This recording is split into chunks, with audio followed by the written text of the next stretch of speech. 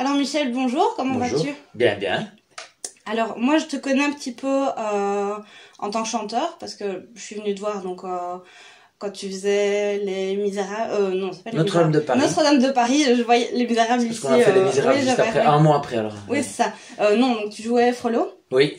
si je me rappelle bien, et donc du coup là tu reviens avec un spectacle sur les 100 ans de la chanson française. Oui. Est-ce que y a quelque chose d'autre que tu voudrais dire pour te présenter Qu'est-ce que je pourrais dire pour me présenter, que ça fait que j'ai 50 ans, voilà, et que ça fait 30 ans, 32 ans que je chante, je commence à 18 ans.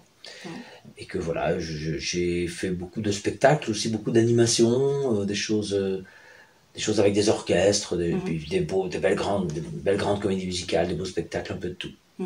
Chouette. En fait, le but, c'est que tu vas piocher des questions ici, et puis comme la vidéo que j'ai faite avec Félix Radu qui est sortie il y a un peu plus d'un mois maintenant, on va discuter de choses et d'autres. D'accord. Je pioche une... Donc tu pioches une Je question. pioche. On va regarder. En 1995, tu as fait un spectacle sur Jacques Brel. Qu'est-ce que ce chanteur t'inspire? Ah!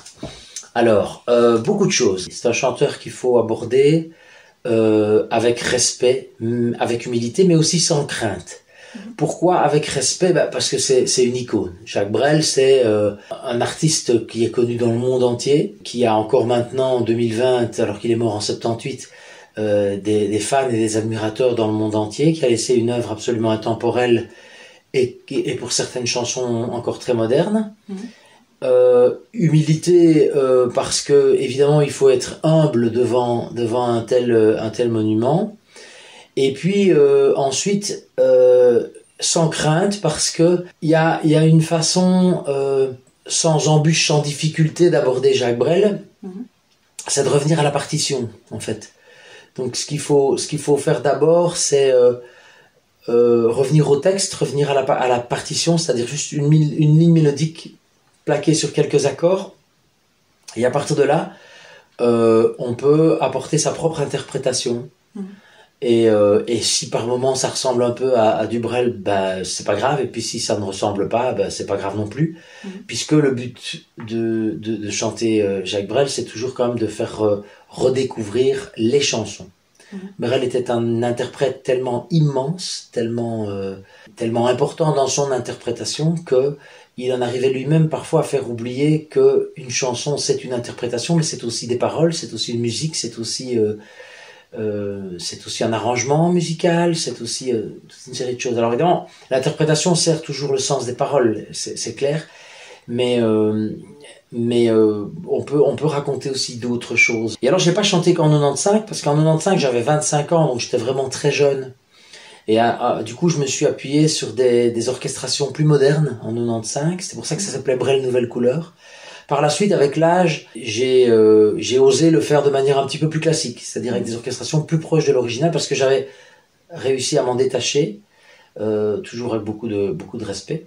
Et il m'est arrivé il y a quelques mois, au mois d'août, j'ai réalisé que je venais de passer, j'étais plus vieux que Brel, d'un coup. J'ai découvert que, je me dis, tiens, il est mort à 49 ans, tiens, j'ai 49 ans aussi. Puis j'ai regardé le nombre de jours et tout, j'ai fait un petit calcul rapide, et j'ai dit, oh purée, il y a 3-4 jours d'ici, je suis devenu plus vieux que Jacques Brel, j'ai dépassé l'âge auquel il est mort. Après, ouais.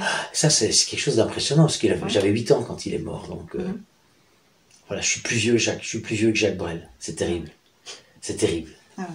Il y a d'autres chanteurs qui t'inspirent cette Oui, moi je suis un très très grand fan de Michel Jonas. J'ai eu un groupe de cover, Michel Jonas, qui malheureusement n'a pas trop marché. Je crois que les gens préfèrent quand il y a des groupes de cover dans les tribute festivals, etc., les gens préfèrent vraiment des artistes qui sont beaucoup beaucoup plus connus. Et Michel Jonas était très connu dans les années 80 et début 90, mais il n'est plus fort médiatisé. Il n'a jamais d'ailleurs été extrêmement médiatisé. Mais Michel Jonas, oui. Et puis Michel Fugain, Claude Nougaro, j'aime beaucoup Claude Nougaro. Eddie Mitchell, il y a quelque chose chez Eddie Mitchell qui me plaît vraiment très fort. C'est un vrai auteur aussi, lui. Il écrit ses textes lui-même, qu'il signe d'ailleurs de son vrai nom. Claude Moine. Ce qui tente à dire aussi que dans sa carrière, il a choisi de différencier l'auteur de l'interprète. puisqu'il signe les textes de son vrai nom, mais qu'il les chante avec son pseudo. Léo Ferré, Borel Brassens, Ferré, les trois grands, la fameuse interview là où ils sont tous les trois ensemble. Ça a bercé mon enfance. Adolescent, j'ai beaucoup écouté Daniel Balavoine, qui était un chanteur très engagé en fait, très engagé. Et dans ceux de maintenant, il y a des gens qui sont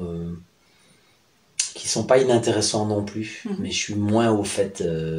Donc c'est plus j'écoute parce que on a plus comme dans ma jeunesse. Je parle comme un vieux. Moi je fais partie d'une génération qui allait acheter des disques, qui allait acheter des CD, qui allait acheter des cassettes pour mettre dans le Walkman, etc. Et donc on s'attachait à un chanteur. Maintenant voilà, on a Spotify, on a la radio. Alors, parfois je tombe sur un truc, ça c'est sympa, mais du coup je retiens pas nécessairement les noms. Voilà, mais j'aime beaucoup Angèle et Roméo Elvis. Moi j'ai aussi écouté leur papa Marca par le passé. J'aime bien Claude Capéo, j'aime bien des trucs chouettes. L'art est très fréquemment inspiré de l'histoire. Est-ce un point important à mettre en avant pour toi? Comment t'y prends-tu dans ton spectacle? C'est une très, très bonne question.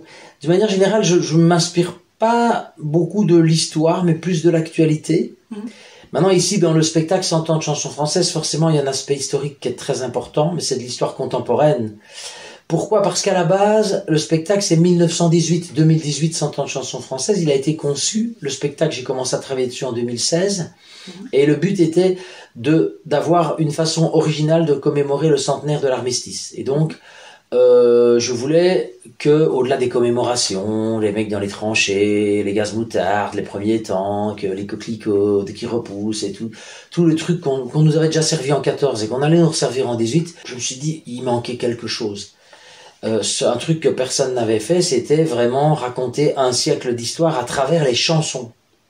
C'était ça mon idée, c'était de dire, on va faire une chanson par année. Et on va essayer, si possible, de raccrocher la chanson à l'histoire de l'année. Il y a des choses qui sont... on sait qu'il y a des chansons qui sont vraiment symboliques d'une époque. 36, les congés payés, le Front populaire. On ne pouvait pas passer à côté de Jean Gabin quand on se promène au bord de l'eau. C'était des choses qui sont indissociables. C'est évident que quand on aborde la guerre, il fallait faire le chant des partisans. Puis il y avait d'autres choses aussi qui étaient assez étonnantes. 39, tout va très bien, Madame la Marquise. 36, 37, 38, 39, je sais plus par là. C'est pas 39, c'est peut-être 37 ou 38, je sais plus.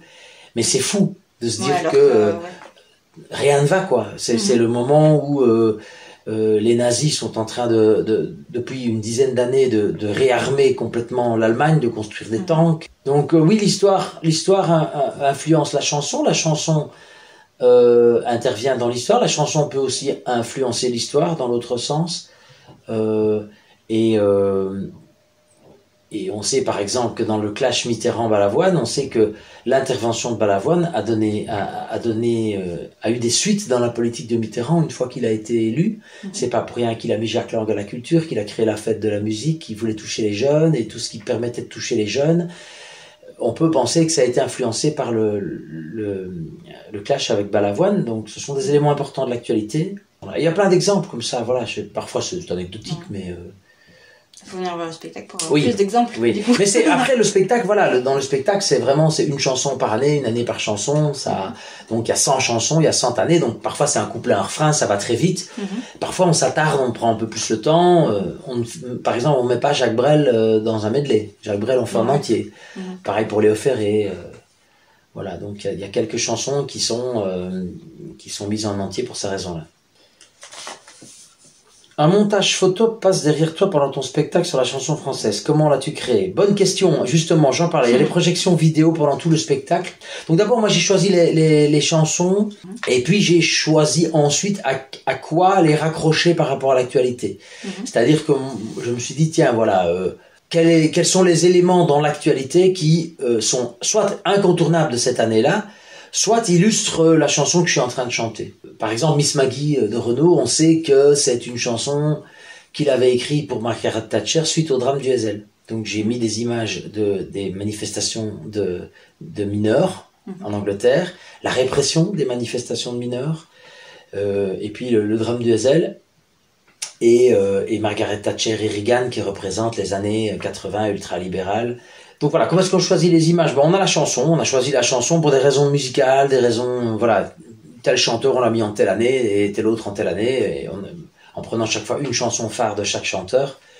Et puis, quel événement. Il y avait des choses qui étaient vraiment, pour moi, absolument incontournables. Je parlais de Balavoine, 81. Il y avait des choses qui m'ont semblé évidentes. Par exemple, Cabrel, la corrida. 94. 94, c'est aussi le Rwanda. Est-ce que ce monde est sérieux? Quand on voit les enfants... c'est une phrase. Mais ouais, et quand on voit les enfants qui pleurent dans un champ de cadavres au Rwanda, est-ce que ce monde est sérieux? C'est... Mais ça peut rendre curieux aussi le montage derrière, parce que quand on sait pas tellement le lien entre une photo et puis la chanson, on se dit mais pourquoi il a mis le... Parfois ça n'a aucun lien. Parfois parfois je mets telle vedette est mort cette année-là. Voilà, l'année où il y a eu 83, il y a la mort de Funès, la mort d'Hergé. Ben j'ai mis les deux. J'ai mis un portrait d'Hergé, un portrait de Funès. Façon de rappeler qu'ils sont morts cette année-là. Pareil pour Fernandel. Je crois que c'est en 70. La Sa Symphonie, je chante la Sa Symphonie, je mets la photo de Michael Jackson qui est mort cette année-là. Façon pour moi directe de faire un parallèle entre Michael Jackson et Mozart, puisque la Sa Symphonie c'est Mozart l'opéra rock, et que le génie des génies comme Mozart ou comme Michael Jackson, ce sont des génies qui sont évidemment très différents, des époques très différentes, mais si Michael Jackson avait vécu à l'époque de Mozart, il aurait été Mozart. C'est aussi quelqu'un qui a été... Ils ont quand même un autre point commun. C'est fou parce que, voilà, j'ai choisi cette chanson-là sans penser, et puis ce sont tous les deux des génies qui n'ont pas eu d'enfance, qui ont été obligés d'être artistes dès leur plus jeune âge, poussés par le père, et qui ont été considérés comme, par leur génération, et puis celles qui suivront aussi, quelqu'un qui aura laissé une trace absolument incontournable dans l'histoire de la musique. C'est fou les liens qu'on peut faire entre... Oui. Oui, et c'est fou que je choisis la Sa Symphonie parce que j'avais envie de mettre cette chanson-là cette année-là, puis je regarde dans l'actualité, je vois décès de Michael Jackson, et le parallèle entre Mozart et Michael Jackson m'a sauté aux yeux sur le côté enfant exploité par le père pour faire un petit... le génie, quelque part, le phénomène de foire, quoi, quelque part aussi. La chanson Désengagée, ça existe, oui, Désengagée. Mais il y a des chansons, oui, c'est amusant, il y a des chansons qui... Il y a des chansons qui sont faussement engagées. Ne me demande pas des exemples précis, j'en ai pas comme ça qui vient sous les yeux, mais il faut pas croire qu'il y a la chanson stupide et la chanson engagée. Ouais. Ça n'existe. Enfin, si, ça existe. Il y a des chansons qu'on pense être des chansons engagées qui ne le sont pas tant que ça. Je me souviens des Inconnus qui s'étaient moqués de Patrick Bruel et de Florent Pagny. Ils avaient fait Florent Brunel. Vous les politiciens, vous êtes vraiment très très méchants. C'était se moquer un peu des chansons engagées qui avaient fin des années 80, et parfois effectivement on entend que certaines chansons sortent des clichés, des poncifs. Ça se veut chansons engagées et c'est pas vraiment des chansons engagées. Le contraire existe aussi. Il y a des chansons qu'on pense être anodines, qu'on pense être des chansons pas spécialement engagées, mais qui derrière il y a un petit quelque chose à se dire, quoi. Moi je pense que par exemple une grosse connerie comme tourner les serviettes, et en fait tourner les serviettes, il y a un petit message derrière. Quand on écoute bien les paroles, t'as Patrick Sébastien qui règle ses comptes avec une certaine intelligentsia, alors que ce type est loin d'être con. Il fait ça pour s'amuser, il fait ça pour déconner. Et il réclame le droit de déconner dans cette chanson-là. Il réclame le droit de faire des chansons qui n'ont pas de sens, des chansons qui sont juste là pour faire la fête. Mais ce faisant et réclamant ça dans le truc, il le fait d'une façon assez intelligente finalement, et dans le texte... Et quand on écoute le texte, on se dit, ouais, c'est bon, on n'est pas obligé de réfléchir à chaque fois, mais en disant ça, il nous fait réfléchir sur la nécessité de réfléchir. Est-ce qu'il est absolument nécessaire tout le temps de réfléchir et d'être engagé? Et cette chanson nous parle de ça. Parce que c'est pas une chanson qui dit, voilà, c'est pas inintéressant d'analyser parfois de la daube comme ça, parce que c'est de la daube, hein. Faut tourner les serviettes, c'est pas de la bonne musique, c'est pas de la bonne chanson. Mais il y a un petit quelque chose derrière, c'est amusant. Il est pas dans le spectacle, Patrick Sébastien, je l'ai pas mis. Ce qui est intéressant aussi dans mon spectacle, c'est ce que les chansons me permettent de faire. Une chanson qui à la base n'était pas engagée, et ça me permet à moi de l'utiliser par rapport à un événement d'actualité qui n'a aucun rapport à l'origine avec la chanson. La chanson n'a pas été écrite pour ça. Par exemple, le temps des cathédrales, où dans les images que moi je montre des images des immeubles à Dubaï, des images des immeubles dans ces villes où on construit de plus en plus haut, parce que c'est en rapport avec ce qu'ils disent dans la chanson sur les cathédrales, la fin de ce monde est prévue pour l'an 2000. Et ils voient apparaître les deux tours jumelles et ils se disent, ok, c'est la fin d'une époque. Ouais. Il y a eu un monde avant et un monde après le 11 septembre 2001. Voilà, c'est pas marqué dans les livres que le plus important à vivre est de vivre au jour le jour. Le temps, c'est de l'amour, 1996. 1996, la marche blanche, Julie et Mélissa. Et le temps, c'est de l'amour. Et les parents de Julie et Mélissa ont manqué de temps et pour pouvoir aimer leur fille convenablement. Donc, les paroles, les chansons qui, à la base, ne sont pas engagées, peuvent devenir engagées. Donc finalement, une chanson, une œuvre, n'appartient pas qu'au chanteur ou qu'à l'interprète. Évidemment. Évidemment. Je parlais de ces gens-là tout à l'heure, de Jacques Brel. Si tu vas dans la rue et que tu interroges les gens, tiens, ces gens-là, Jacques Brel, vous connaissez, tout le monde connaît la chanson. Qui est le type qui chante et à qui s'adresse-t-il?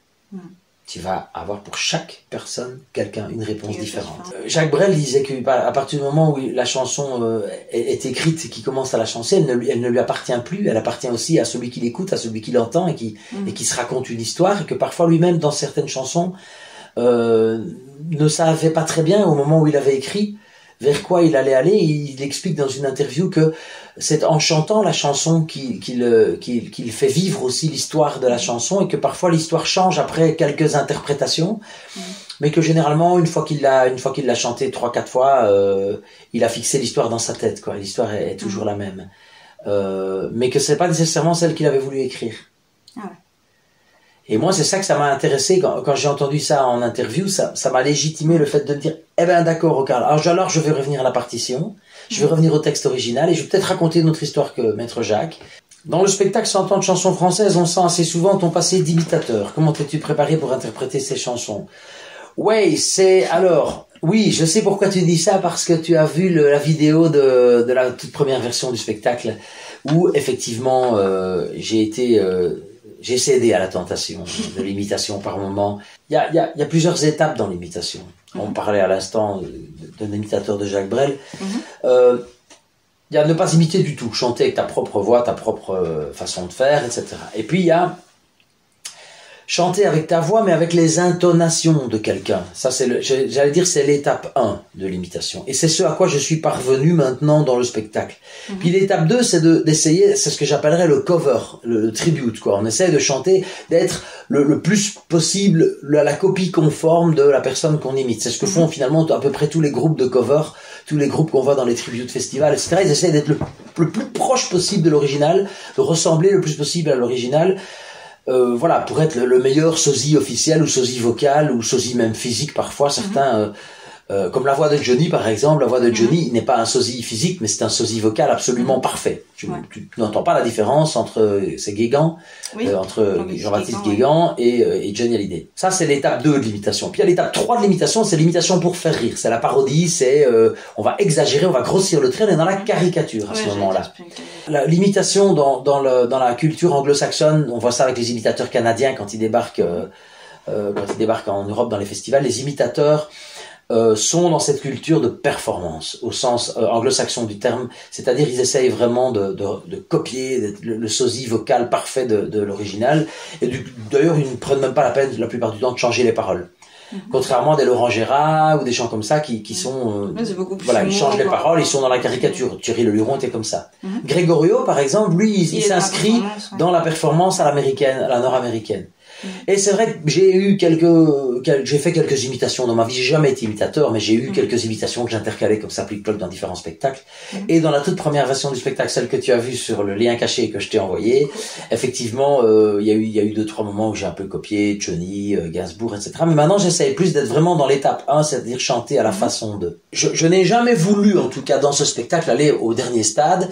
Par moment, je me suis laissé aller au deuxième stade. J'essaie de ramener au premier, j'essaie la plupart du temps de chanter avec ma voix à moi, et par moments, effectivement, notamment quand c'est Brel ou quand c'est Nougaro ou quand c'est comme ça, mais il y a toujours une petite attitude, un petit quelque chose, parce que ce qui est intéressant, c'est que les chansons s'enchaînent très très vite, c'est de changer aussi physiquement l'attitude du corps. Donc, dans le corps, je suis souvent dans la même attitude. J'ai regardé des vidéos de Balavoine, de Woolsey, pas moi, d'Eddie Mitchell, etc., pour essayer d'aller chercher l'attitude corporelle, même si je ne vais pas le chercher dans la voix, je vais le chercher dans le corps, dans le truc, pour que ça fasse comme ça, on change de chanson toutes les 30 secondes, toutes les minutes, toutes les 2 minutes. Ça dépend de la longueur des extraits. Presque du théâtre, finalement. Mais j'ai beaucoup travaillé avec mon metteur en scène. Hein. Le truc est très mis en scène, hein, contrairement à ce qu'on pourrait croire. Ouais. D'ailleurs, c'est pour ça que le spectacle évolue très peu, parce qu'il est calé d'une manière... voilà. Il y a des petites évolutions d'une fois à l'autre. La chanson que tu préfères interpréter dans ton spectacle 100 ans de chansons françaises, il y en a 2. Ouais. Ces gens-là, Jacques Brel, que je fais en entier. Et la toute dernière, je vais pas dire laquelle, parce que du coup, je vais dévoiler un secret. Il y a un moment donné, il y a une année que je zappe exprès. Je vais pas dire pourquoi, on verra bien. Il faut être, voilà, ne cherchez pas, hein, venez pas voir le spectacle en disant ouais, je vais noter quel moment il a pas chanté telle année. Non, à la fin, j'explique pourquoi je l'ai pas faite et je la fais en rappel. Voilà, c'est la deuxième chanson. Je ne dirai pas laquelle c'est, mais il y en a 2. Il y en a 2 où vraiment, ouais. Mais il y en a d'autres parfois qui sont des courts extraits que j'aime beaucoup. Dans les toutes premières, j'ai beaucoup de plaisir à faire la rate qui se dilate, parce que je sais que tout le monde m'attend au tournant, mais comme ça fait 20 ans que je la chante, je sais que je suis dans un exercice de pure performance mais le truc, tu vois, je l'ai pas répété pour le spectacle, quoi. Je le faisais déjà avant, donc voilà, il y a un truc. Alors là, j'ai un petit plaisir parce que je bluffe un peu les gens à ce moment-là. Il y a un peu de frime, j'avoue, je reconnais. Il faut être honnête. Oui, il faut. Et puis j'ai beaucoup de plaisir aussi sur le temps des cathédrales, parce que on est après limite 3/4 d'heure de spectacle, et c'est seulement le moment où j'ai l'occasion de donner un peu de la voix. Et de me dire, je suis aussi par moment un chanteur qui peut donner de la voix, même si je ne pourrais pas le faire pendant 2 heures, mais je peux le faire 1 fois ou 2 dans le spectacle. J'aime bien aussi Ben l'oncle Soul. Ça, j'aime beaucoup aussi. Il y a des choses qui sont vraiment amusantes à faire, quoi. Et il y en a que tu t'es senti obligé de mettre parce que ça fait partie de l'histoire, ça fait partie de la chronologie de la chanson française, mais que t'aimes pas forcément. Oui, bien sûr. Sur les 100 chanteurs, il y en a quelques-uns que je n'aime pas, oui. S'ils sont dans le spectacle, c'est qu'ils ont une carrière... et puis de manière objective. Voilà, je vais juste y aller avec modestie, avec respect, avec humilité. Ce n'est pas parce que moi je n'aime pas que je vais commencer à manquer de respect à ces gens-là. Je veux dire, ces chanteurs-là, et donc ils ont leur place dans un spectacle comme celui-là. Il fallait les mettre. Il y en a certains que je n'ai pas mis. C'était pas mon premier choix, mais je me dis, voilà, j'ai fait quelques concessions à l'indispensable. Il faut savoir que la chanson, c'est un peu comme la nourriture. Il y a des choses qu'on aime bien cuisiner, mais qu'on n'aime pas manger. La chanson, c'est pareil. Il y a des choses qu'on aime bien entendre, mais qu'on n'aime pas chanter. Il y a des choses qu'on aime bien chanter, mais qu'on n'aime pas entendre. Et il y a des choses qu'on aime ni entendre ni chanter, des choses qu'on adore et chanter et entendre. Et les chanteurs que j'écoute ne sont pas nécessairement ceux que je chante. T'as un exemple en tête ? Ouais, Sardou par exemple. J'adore chanter Sardou, je n'aime pas d'écouter Sardou.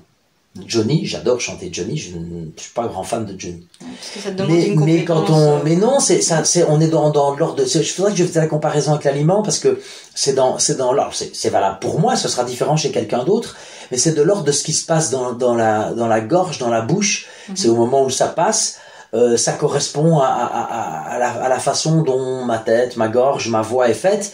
Et si je fais là-bas au Connemara, en donnant pleine voix, je vais pas le faire maintenant parce que sinon je vais faire exploser ton micro, mais c'est un moment où je prends vocalement un grand kiff. C'est comme de boire un très bon vin. Le plaisir de l'oreille n'est pas le plaisir de la gorge. Et puis il y a le plaisir du texte aussi. Ah oui, il y a des choses qui vocalement sont super gaies à chanter, mais sont totalement inintéressantes au niveau du texte. Là, c'est de l'ordre de la lecture, plus... et là, on se rapproche de... Oui, mais quand tu dois chanter un texte que tu trouves profondément stupide, j'en ai pas dans le truc. Mais si même vocalement c'est agréable, tu peux franchement t'ennuyer, quoi. Alors, quand tu n'imites pas, que tu ne chantes pas, que tu n'es pas sur scène, que fais-tu ? Écoute, pendant 14 ans, j'étais directeur d'un centre culturel. Je n'y suis plus depuis le mois de juillet. Je continue à chercher dans ce secteur-là, donc je postule à des emplois dans des centres culturels. Je fais un peu de théâtre, je fais un peu d'autres choses, je lis des bandes dessinées, je vais me balader. Et tu parlais de bandes dessinées tout à l'heure, niveau lecture, puisqu'on est quand même sur une chaîne... Alors, au niveau lecture, moi je lis à peu près un roman par an. C'est une moyenne. Ouais, mais c'est souvent en été. Alors parfois j'en lis 2. Dernièrement, j'ai découvert Ken Follett, Les Piliers de la Terre. Je connaissais pas du tout. J'ai lu, j'ai adoré. Du coup, j'ai acheté les deux trucs suivants. J'ai 1600 BD. On ne les verra pas parce qu'elles sont derrière toi, mais j'ai 1600 BD. la BD est un format de littérature qui me plaît énormément parce que le texte est augmenté du dessin. Bon, moi, il faut savoir que quel que soit le boulot dans lequel je suis, mon côté créatif et imaginatif fonctionne à plein régime tout le temps. Et la bande dessinée, ça me permet de me reposer parce que quand je lis un roman, je dois toujours faire preuve d'imagination pour, voilà, quand on me décrit des paysages, quand on me décrit un personnage, etc. Je dois faire preuve d'imagination pour l'avoir en tête. Le dessin permet de reposer cette partie-là de mon cerveau qui fonctionne tout le temps sans arrêt, y compris quand je suis sur scène, quand je chante, j'imagine ce que la personne a voulu dire, et donc j'ai cette imagination, même quand c'est pas une chanson à moi, même quand je parlais de Brel tout à l'heure, voilà, moi je me fais tout le temps mon film dans chaque chanson, et moi j'ai besoin de reposer mon cerveau, et lire doit pour moi un loisir. Je lis aussi beaucoup sur les réseaux sociaux, l'actualité, je lis le soir sur mon téléphone, sur ma tablette, et en littérature, mon adolescence a été baignée par Italo Calvino, qui était mon auteur de chevet quand j'étais adolescent. J'ai beaucoup lu aussi Molière et les textes de théâtre. Quand j'étais étudiant au conservatoire, j'ai lu quasiment tout Molière. J'ai lu des livres sur Molière. J'ai racheté récemment, je me réjouis de le relire, d'ailleurs je l'ai racheté, mais j'ai pas encore relu, Les Mémoires imaginaires de Molière, écrites par Jean-Pierre Darras. Ça, je me réjouis de le relire. Et puis en BD, je lis, j'aime beaucoup un scénariste comme Desberg, la série des Scorpions, la série Alter Ego, Il était une fois en France, c'est absolument magnifique. Puis voilà, j'aime beaucoup aussi Charlier, qui a écrit quasiment tous les Bogdanì, les Blueberry, les Tanguy la Verdure, toutes ces séries avec des héros, avec des choses assez simplistes dans les années, il y avait les bons, les méchants dans les années 50, 60, etc. C'est des BD qui sont assez amusantes à lire, avec le recul évidemment, parce qu'il y a parfois quelques clichés un peu désuets, des clichés par rapport à leur époque. J'aime bien de temps en temps. J'adore Jérôme Bloch. Ce sont des vraies belles histoires policières, bien foutues. J'aimais bien aussi, quand j'étais plus jeune, Garcia Marquez. Et alors, j'adore, mais vraiment, totalement fan de Harry Potter et J.K. Rowling. Je les ai lus, je fais partie d'une génération qui était trop grand pour les lire en tant qu'enfant, parce qu'ils sont sortis quand j'avais 25-26 ans, mais je les ai quand même tous lus avant les films. Et j'ai la chance ici que mon amoureuse a un petit garçon de 8 ans qui n'a pas vu les films, et donc je lui lis Harry Potter quasiment tous les soirs. Chouette. On est à peu près aux 2/3 du 3e volume. Il a vu que les 2 premiers au cinéma, il n'a pas encore, enfin en DVD, il n'a pas l'âge, donc on respecte l'âge qui est marqué sur la pochette du DVD. Donc j'ai le plaisir de voir ses yeux d'enfant s'émerveiller, de découvrir des trucs. Et je lui fais vivre les matchs de Quidditch. C'est pas hyper bien écrit, hein. Faut bien se rendre compte que J.K. Rowling, c'est pas la meilleure plume du siècle. Mais par contre, quelle imagination. Elle a développé tout un univers, alors que bourré d'incohérences. Si on cherche, voilà, c'est clair. Pas mal de comédies musicales ont été inspirées de livres. Selon toi, comment expliquer cette inspiration? Qu'est-ce que la chanson peut apporter à la littérature? Alors, d'abord, qu'est-ce que la littérature peut apporter à la chanson? La première partie de la question. Comment expliquer cette inspiration? Parce qu'on cherche des bonnes histoires, tout simplement. Je crois que celui qui écrit une comédie musicale, il va déjà devoir écrire des chansons. Donc, il va devoir, une chanson, c'est un texte, il faut que ça rime, il faut que ça raconte un truc, ça doit être écrit dans une, c'est fatigant. Donc, inspiré de la littérature, déjà, tu t'inspires de la littérature, t'as déjà une histoire, t'as des personnages, t'as une intrigue, t'as un début, un milieu, une fin, donc c'est déjà, entre guillemets, plus facile. Ça, c'est la première chose. Donc les comédies musicales se sont souvent inspirées de la littérature, mais pas seulement de la littérature, aussi par exemple La Mélodie du Bonheur, c'est la vraie histoire du couple Van Trapp. Voilà. Après il y a des choses qui sont tirées de films. En ce moment il y a Manchester, il y a Retour vers le futur en comédie musicale. Je rêve d'y aller parce que je suis fan total du film Retour vers le futur. Et ça c'est seulement pour 12 semaines. Donc il faut vraiment il faut que j'essaie d'aller le voir, etc. Alors, qu'est-ce que la chanson peut apporter à la littérature? Je pense qu'il viendra un moment où les auteurs de littérature, et ça s'est peut-être déjà fait, peuvent s'inspirer d'une chanson pour écrire un roman. Parfois, les chansons peuvent être le personnage d'un roman, peuvent être un élément narratif important d'un roman, ou d'un film, ou d'un scénario de film, ou quoi, ou qu'est-ce. on peut en arriver finalement à ce qu'à un moment donné, les auteurs en panne d'inspiration iront chercher dans la chanson, parce que il y a des chansons qui sont des films de 3 minutes, hein, certaines chansons d'Aznavour ou de Brel. Eux, ils ont fait la concision d'arriver à raconter des histoires en 3 minutes parce que c'était le format chanson. Mais viendra l'inverse. Viendra un moment où des gens se diront, bah tiens, moi je prends des chansons où ce sera un éditeur qui aura l'excellente idée de commander à des auteurs des adaptations en roman de chansons célèbres et d'en faire une collection. Et voilà, ça va venir à un moment donné, ça arrivera. Et si ça n'a pas déjà été fait, c'est une excellente idée. Oui, pour un édit, je viens d'en avoir à l'instant, mais voilà. Voilà. Et on en ferait peut-être des nouvelles, plus que des romans, mais...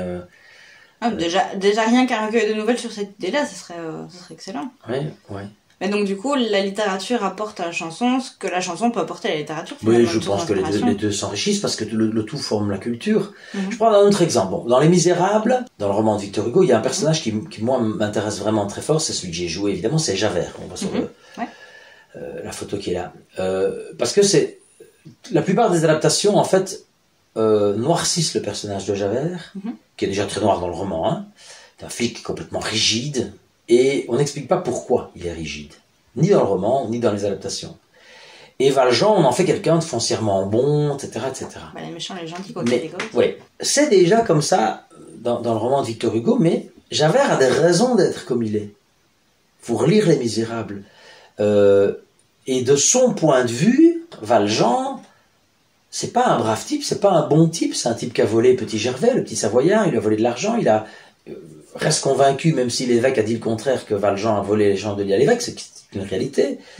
Et puis on l'arrête, il est coupable, c'est un bagnard en fuite, et quand on l'arrête, il se rebelle, et après s'être rebellé, il s'évade, il se fait passer pour mort, et puis il revient après. Donc c'est quelqu'un qui n'arrête pas de fuir, de se cacher, de revenir sous une fausse identité. Donc toute sa vie, Javert le poursuit. Le personnage de Javert est donc beaucoup plus nuancé que ce qu'on croit. C'est un type rigide, c'est un type carré, c'est un type qui veut qu'on respecte la loi, c'est un type sévère, c'est un type froid, mais c'est pas un sale type, c'est pas un méchant, Javert. Je vais le ramener, moi. Je suis sur un projet pour ramener Javert dans la littérature. J'ai en projet de faire un scénario de BD. Ah, génial ça. Axé sur Javert. Ah, ce serait excellent. Et qui ne parle que de Javert, et qui raconte toute la vie de Javert, depuis son enfance, donc on va savoir pourquoi. Je vais devoir imaginer des choses que Victor Hugo n'a pas dites, mais je vais devoir aussi reprendre des passages de Victor Hugo, en adapté. Il y a une BD qui vient de sortir sur Les Misérables, c'est pas la première qui existe, d'ailleurs il y en a eu déjà par le passé, mais sur Javert, rien. Il n'y a rien sur Javert. Il y a quelques études universitaires, un ou deux livres de philosophie, pas de roman sur Javert, pas de... Et moi je trouve que c'est quelque chose qui manque. Donc je le dis, s'il y a des gens qui regardent la vidéo, ne me piquez pas l'idée, je vais déposer l'idée à la Sabam, c'est bon, il y a un copyright dessus, vous pouvez pas le faire. Donc voilà, je dis, ne me piquez pas l'idée. Voilà. À quoi ressemble ton public? Plutôt des vieux nostalgiques ou des jeunes curieux? On a souvent un public qui a à peu près notre âge. Hein, donc moi, mon public a entre 45 et 60 ans, en moyenne, on va dire. Moi, j'ai 50 ans. J'ai pas beaucoup de moins de 40 dans mon public. Et puis, j'ai aussi des gens de la génération de mes parents, donc des gens que ça va jusque 70, 80. Évidemment, on met 100 ans de chansons françaises et les gens s'imaginent que c'est un spectacle pour les vieux. Il n'y a rien de plus faux. Il n'y a rien de plus faux. On a tous une culture musicale préférée qui couvre plus ou moins 15 ans. C'est-à-dire qui va de l'âge où on a commencé à écouter de la musique pour soi, c'est-à-dire qu'on a arrêté d'écouter la musique de ses parents, on a commencé à écouter sa propre musique vers 12-13 ans, par là, parfois un peu plus tôt chez certains, et jusqu'à 25-30 ans, donc on va dire entre 15 et 20 ans de culture musicale qui nous est propre. Donc quelqu'un qui a 60 ans maintenant, sa culture musicale, elle va aller, c'est les années 70-80. Fin des années 60, toute la décennie 70, début des années 80. Et après, on commence oui, on achète encore de la musique, on écoute de la musique, mais souvent c'est les albums des chanteurs qu'on écoutait dans les années 80. Moi, dans les années 90, j'ai acheté le dernier Cabrel, le dernier Souchon, le dernier Jonas, le dernier Eddie Mitchell, le dernier Chédid. tous des chanteurs que j'écoutais déjà. Il y a un moment où j'ai arrêté de commencer à part quelques personnes qui sont fans de musique et qui continuent toute leur vie. Mais je pense de quelqu'un qui n'est pas spécialement fan de musique. Alors, quelqu'un pour qui la musique, ça reste un loisir. Quelqu'un de 80 ans, il va commencer à s'amuser après un quart d'heure de spectacle. Peut-être au début, ça va lui rappeler les chansons de ses grands-parents ou de ses parents. Et puis, il va s'amuser après un quart d'heure de spectacle. Il va prendre 20-25 minutes de pur bonheur où il va être dans la nostalgie pure. Et puis après, il va dire, ah, c'est la musique qu'écoutent mes enfants. Et puis à la fin, il connaîtra rien parce qu'il va dire, c'est la musique de mes petits-enfants. C'est pour ça que je dis qu'il faut venir en famille. Parce qu'il y a ce passage de flambeau de génération qui se fait au cours du spectacle. Et moi, les premières chansons, j'ai dû me faire aider d'Internet, mais les dernières, j'ai dû me faire aider de mes deux grands ados. Donc il y a un passage et à un moment, il y a un passage de flambeau, puis il y a un moment où les gens chantent ensemble, parce que c'est les chansons qu'on écoutait en vacances, dans la voiture, des choses comme ça. Et puis on passe à autre chose. Donc ce passage de flambeau est intéressant aussi dans le spectacle. C'est pour ça que je dis aux gens qui viennent voir le spectacle, si vous venez voir le spectacle, venez en famille, vraiment. Parce que venez avec les parents, les grands-parents, les arrière-grands-parents. Mais franchement, il y a aussi des choses... Tu vois, quelqu'un qui a 25-30 ans, c'est quelqu'un qui était tout petit garçon quand Patrick Bruel a sorti son album Entre deux. Et l'album Entre deux de Patrick Bruel a été un énorme succès au début des années 2000. Mais ça a été un carton plein, quoi. Pourtant, cet album reprenait des chansons de l'entre-deux-guerres. Et il y en a plein qui sont dans le spectacle, obligatoirement, c'est des tubes entre 18 et 40. Il n'y en a pas 30 000, donc forcément, il y a on va retrouver Mon amant de Saint-Jean, on va retrouver des choses comme ça. Donc, immanquablement, on est dans quelque chose d'intergénérationnel, mais où même quand on croit que c'est pas notre époque, c'est notre époque. Moi, j'ai eu un petit garçon, je sais pas, moi, 8-9 ans, qui m'a dit, ah, je ne savais pas que la bohème, c'était pas Kenji Girac. Ouais. Il savait pas que c'était une chanson d'Aznavour. Ouais. Mais c'est un tout petit bout, tu vois, qui voilà, peut-être 8-9 ans, quoi. Donc c'est intéressant aussi. Mais il y a d'autres qui m'ont dit, ah, Bourvil, Poète, je croyais que c'était Bourvil. Ben non, c'est des années 20. Oh, c'est la dernière question. Oh. Il n'y en a plus. T'es déçu. Ah ouais, je m'amusais bien. Qu'est-ce que la chanson française a de plus que les autres chansons? Elle a rien de plus que les autres chansons. Simplement, elle est en français et je parle français. C'est notre culture. Je suis pas nationaliste, je suis pas pour défendre la culture par principe nationaliste. Mais moi, ce qui me gêne beaucoup dans l'invasion des langues étrangères, c'est que c'est toujours la même langue qu'on nous impose. C'est la chanson anglaise. En fait, on est extrêmement influencé par la culture anglo-saxonne et américaine, que ce soit la télévision. Bientôt, tu vas voir que les gens vont fêter Thanksgiving bientôt. C'est vrai, influencé par les films américains, etc. On est voilà, tu regardes. Allez, ne serait-ce que Saint-Nicolas qui est parti et qui est revenu sous forme de Père Noël, des choses comme ça.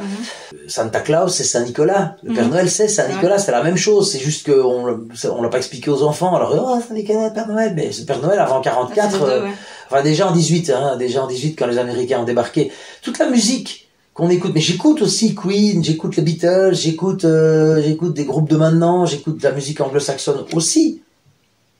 J'ai pas de souci à écouter un bon David Bowie ou à écouter un bon Elton John, j'ai pas de problème avec ça. Et Queen, j'adore, je suis totalement fan, c'est super bien foutu. Mais enfin, la chanson française, c'est notre terreau, notre culture, et c'est quand même grave que, par exemple, allez, moi j'écoute beaucoup la première RTBF, il y a une émission de chansons françaises, c'est un créneau horaire où voilà. Les francopholies, en France, c'est que des chanteurs francophones. Au Canada, c'est que des chanteurs francophones. C'est le principe des francopholies, c'est de faire un festival on défend notre culture francophone. Et en Belgique, les francopholies, il y a plein de chanteurs qui chantent en anglais. C'est très difficile d'avoir des candidats qui chantent en français, parce que les groupes chantent en anglais pour essayer d'avoir une carrière internationale. Je dis, mais pourquoi ils chantent pas en russe, ou en chinois, ou en... Mais pourquoi l'anglais? Alors on dit oui, mais ça sonne mieux. C'est pas vrai. Le chinois sonne très très bien en musique, d'un point de vue musical. Par contre, qu'est-ce que la chanson française a de moins? Ça, c'est intéressant.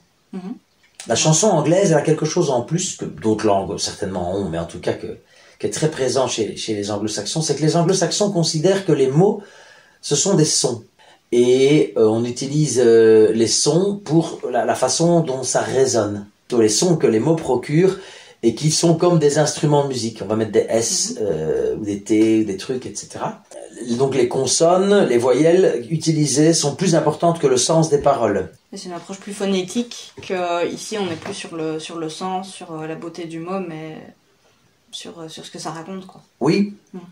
Et il y en a quelques-uns en français qui ont compris ça et qui l'ont appliqué.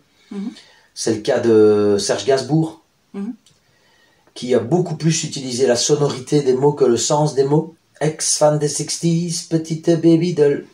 Ex-fan des 60s. Il y a tic-tac, tic-tac.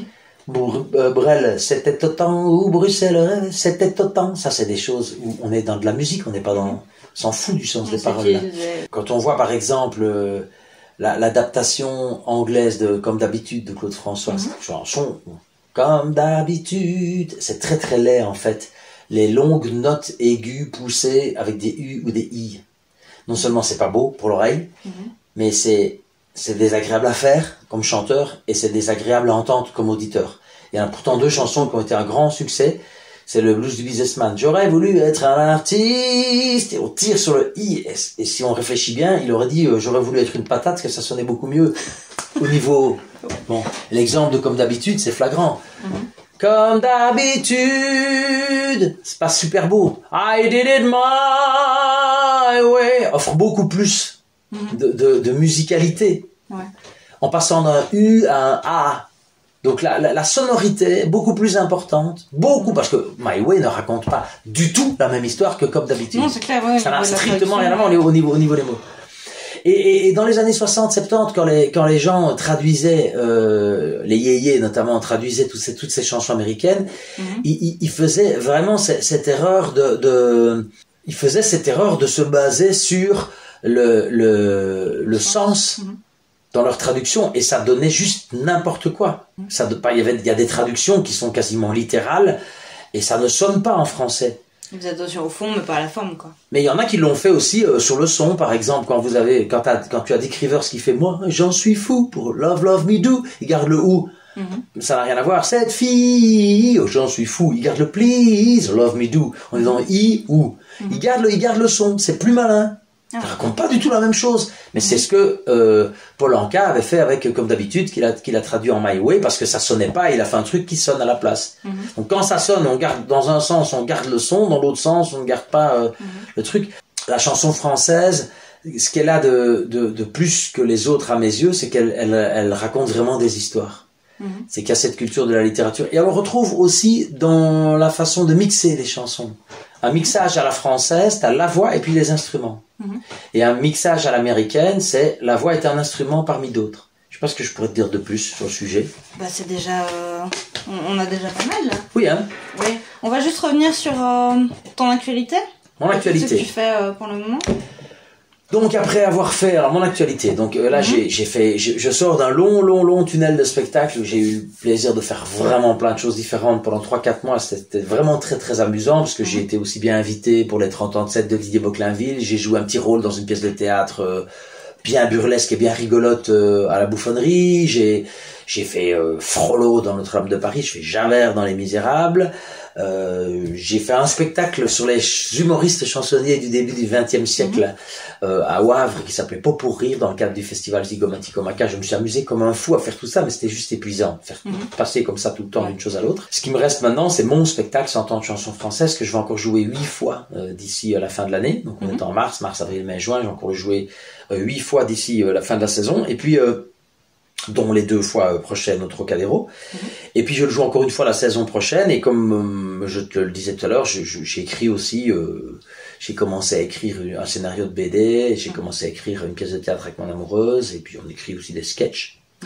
J'anime des scènes ouvertes d'humour aussi, un lundi par mois je présente les labos de l'humour au Club G à Nu, et tous les mercredis soirs j'anime un atelier humour avec des jeunes humoristes. Voilà, parce que j'aime bien aussi le monde de l'humour et tout ça. Mais voilà, mon actualité immédiate, brûlante et la plus importante, c'est évidemment le Trocadéro, que j'ai la chance de doubler, de faire 2 fois, le samedi 28 mars à 20h et le dimanche 29 mars à 15h. Et voilà, c'est juste super excitant de faire le spectacle dans ces circonstances-là. Ça va être filmé.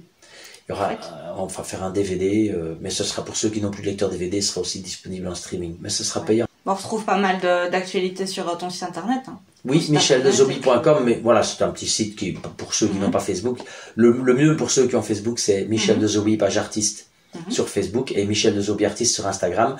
Sur Instagram, je diffuse juste de temps en temps des actualités, je ne suis pas très présent sur Instagram, je suis plus présent sur Facebook, et je réponds aux messages quand on m'en envoie. Je remettrai tous les liens de toute façon de tes réseaux. Hein. Avec plaisir. Oui. Merci à toi d'avoir répondu à mon interview. Mais écoute, merci de m'avoir interviewé. Je suis très flatté. C'est avec plaisir. Je te remercie. Voilà. C'est avec plaisir.